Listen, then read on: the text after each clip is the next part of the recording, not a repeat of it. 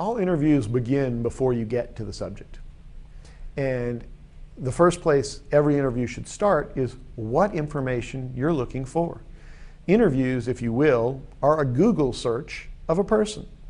In other words, you sit down at a Google and you type in what your query is, and if you don't get the information you want, you refine your query.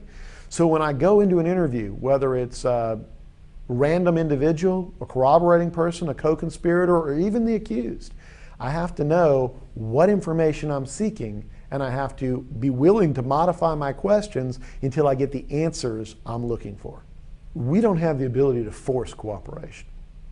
So what we're really doing is persuading somebody that our view of their cooperation is a better choice than their view of self-protection. This is sometimes described as convincing them that the boat they're on is sinking and that you're there to rescue them. Now, in reality, nobody in an interview is looking for a new best friend. But if I can present to you that the option I'm presenting is better than the path you're on, you're likely to take it.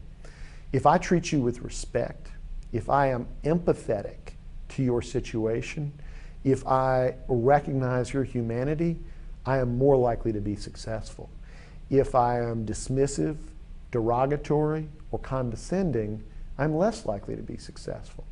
When I sit down across the table to interview anybody, my goal is to get information.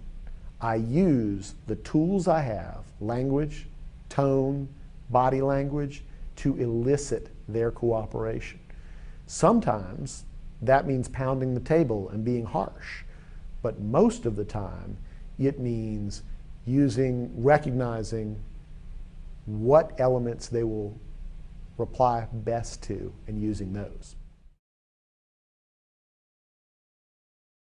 Open questions are those that don't have a fixed answer so that the subject gets to define the answer himself.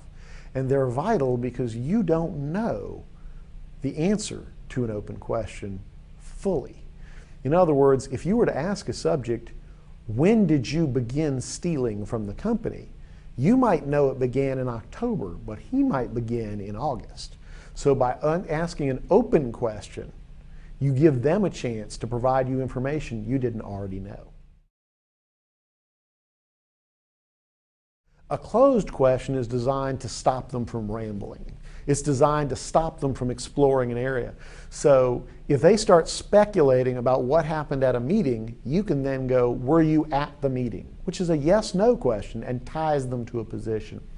Once you've tied them to a position, you can then expand upon that. The most important thing about the order of the questions is that they should flow naturally. It should sound to the subject conversational, even though it's not a conversation. So if you leap from topic to topic randomly, they won't understand what you're doing and their confusion will be a barrier to communication. But if you ask questions in a logical order, they're in a better position to understand and participate in the process. So the approach that usually you want to go with is often described as peeling an onion. You're going to talk about the issues at 30,000 feet. Then you're going to talk about the issues at 15,000 feet. Then you're going to talk about the issues at 10,000 feet. And at each point, you're refining the information you're seeking a little bit more. If you probe too fast, too hard into a sensitive area, you may shut them down. But by working at it layer by layer, they will get to a place where they have already cooperated so much, they almost can't stop themselves from continuing to cooperate.